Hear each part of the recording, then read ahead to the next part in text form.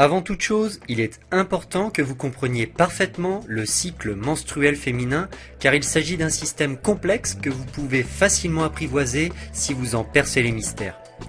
De la puberté à la ménopause, les femmes vivent chaque mois un cycle menstruel. La durée de ce cycle est de 28 jours en général, mais il peut varier entre 21 et 45 jours selon les femmes. Un cycle commence dès le premier jour de règles et se termine le premier jour des règles suivantes et peut se décomposer en 3 phases. La phase menstruelle, qu'on appelle communément période de règles, et qui dure entre 1 et 5 jours. Cette phase se caractérise par la perte de sang provoquée par une chute du taux d'hormones sous l'action des ovaires. Tout ceci crée le détachement de la muqueuse utérine interne sous forme de sang. Il y a également la phase folliculaire qui s'étend du 6e au 14e jour après le début des règles. Ici, le taux d'œstrogène augmente dans le sang, ce qui permet la reconstitution de la muqueuse utérine. La création de cette couche à l'intérieur de l'utérus permettra d'accueillir un œuf fécondé.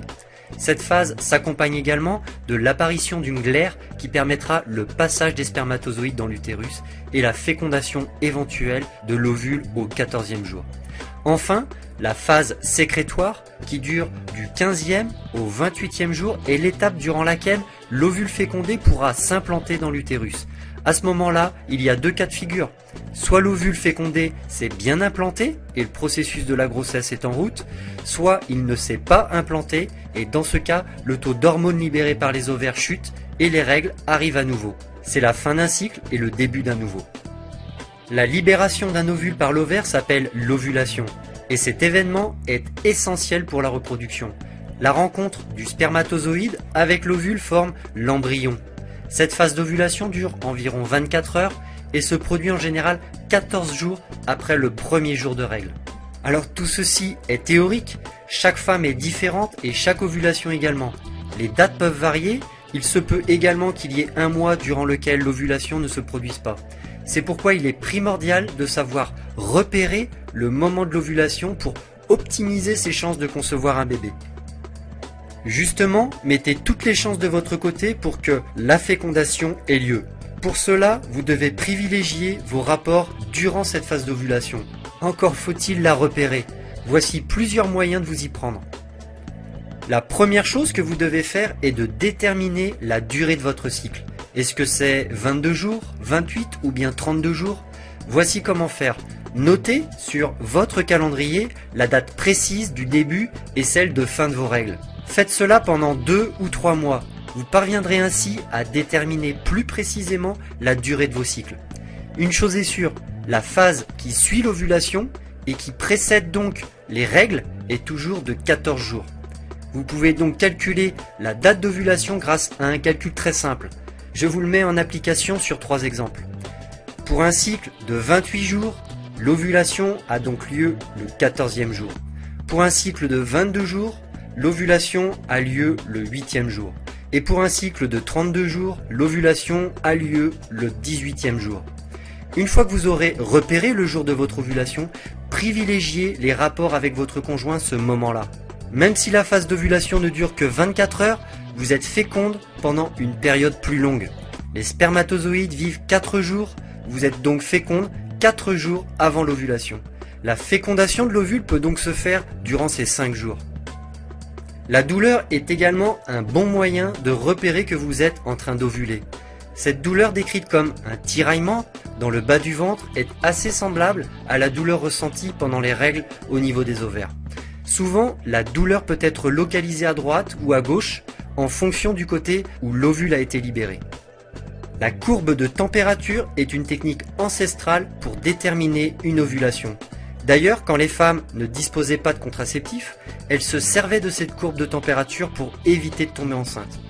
C'est un excellent moyen de comprendre votre cycle, mais c'est également un très bon support à présenter à votre médecin si vous avez du mal à tomber enceinte, car cette courbe peut lui permettre de savoir si vous ovulez ou non. Pour que votre courbe soit le plus juste possible, vous devez absolument prendre votre température tous les matins à la même heure avec le même thermomètre.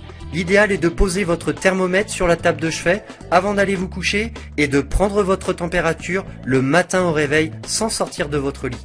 La courbe de température ne se limite pas qu'à noter votre température, vous devez plutôt la voir comme un journal de bord de votre cycle.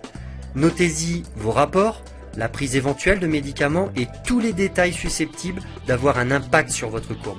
Sur votre courbe de température, vous pouvez distinguer deux phases.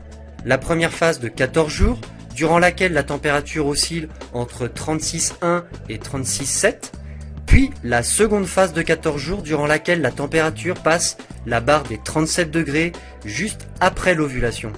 L'ovulation a donc lieu entre ces deux périodes et plus exactement le dernier jour de la première phase quand la courbe est la plus basse. La glaire cervicale est un liquide sécrété par le col de l'utérus sous l'effet des hormones. Son rôle est de permettre la fécondation de l'ovule en facilitant le passage des spermatozoïdes au niveau du col de l'utérus juste avant l'ovulation. Le restant du cycle, cette glaire leur barre le passage. Elle a donc un rôle très important dans le processus de procréation et revêt différents aspects en fonction de son objectif, barrer la route ou au contraire l'ouvrir. Il est donc important de savoir repérer cette glaire et ses différentes apparences afin de savoir si vous êtes en phase d'ovulation. Si vous êtes en phase d'ovulation, votre glaire aura alors pour but de faciliter le passage des spermatozoïdes. Elle aura alors une consistance filante et translucide.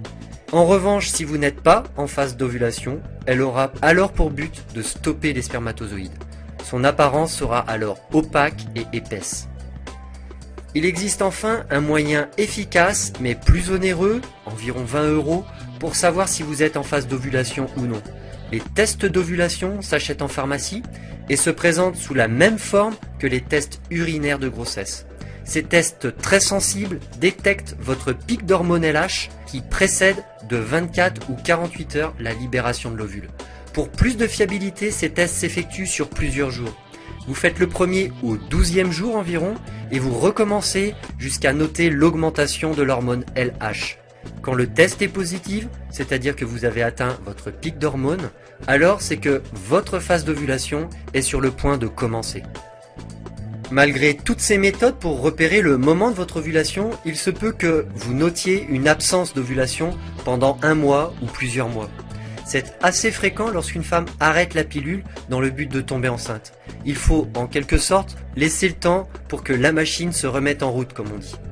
Donc ne paniquez pas tout de suite en vous mettant en tête que vous êtes stérile car vous n'ovulez pas. Laissez quelques mois à votre corps. Et si au fil du temps vous constatez que ces troubles d'ovulation persistent encore, parlez-en à votre gynécologue. Il existe des médicaments qui agissent comme des petits coups de pouce pour aider le corps à retrouver un cycle normal.